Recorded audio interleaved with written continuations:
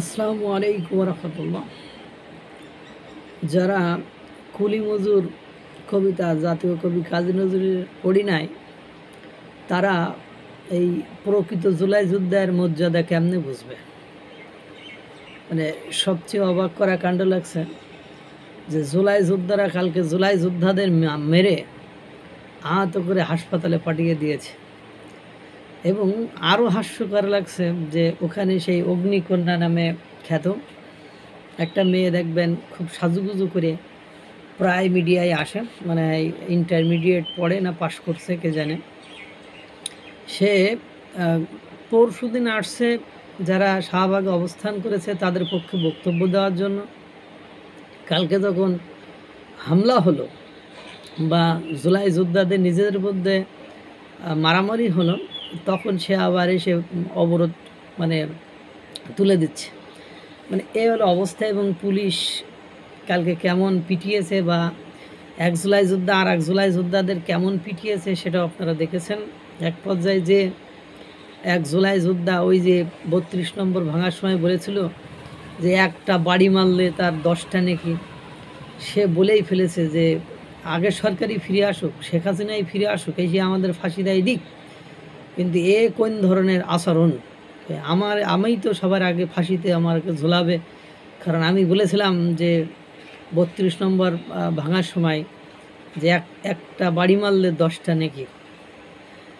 এখন পাশাপাশি এরা মায়ের খাওয়ার পরে এদেরকে হটিয়ে দেওয়ার বা সরিয়ে দেওয়ার পরে এরা আবার রাজু ভাস্কর্যের ওখানে দাঁড়িয়ে সকলের জুলাই যোদ্ধার কার্ড আছে, সেই কার্ডটা দেখিয়ে আপনার তারা প্রতিবাদ করেছে এবং বলেছে যে এনসিপি যে নতুন রাজনৈতিক দল, এই নতুন রাজনৈতিক দলে আমরা যেতে চাইনি, আমাদের এই জন্য আমাদের সাথে বৈষম্য করা হচ্ছে, আমাদেরকে ভালো চোখে দেখা হচ্ছে। দেখেন, এদের সাথে আওয়ামী লীগ যখন নিষিদ্ধ হয় তখন এরাই আবার একসময় বলেছিল যে আমাদেরকে টাঙ্গাইলে যে যোগাযোগ করে সারজিস আলম প্রতিশ্রুতি দিয়ে নিয়ে এসেছে যে তোমাদের মানে যে দাবি দেওয়া আছে সেটা পূরণ না হওয়া পর্যন্ত আমরা শাহবাগে তোমাদের সাথে থাকব।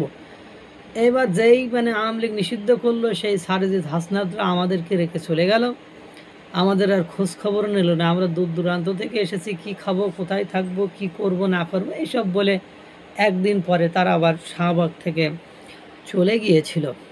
তো মানে এখন এরা যে মানে অধিকাংশই দেখলাম যে লেখাপড়া জানে না, মূর্খ, গার্মেন্টস কর্মী, তারপরে বা দিনমজুর, শ্রমিক, মানে টুকাই টাইপের পাবলিক, এরাই আসলে আহত হয়েছে। আপনারা দেখেন যে জুলাই গণঅভ্যুত্থানে কয়জন শিক্ষার্থী আহত হয়েছে। যারা মারা গিয়েছে, সে যেভাবেই মারা যাক, যে পক্ষের কাছ থেকেই মারা যাক, তাদের 80% বা 90% আপনার হলো এই শ্রমিকরা, আর 10% হয়তো বা ছাত্ররা।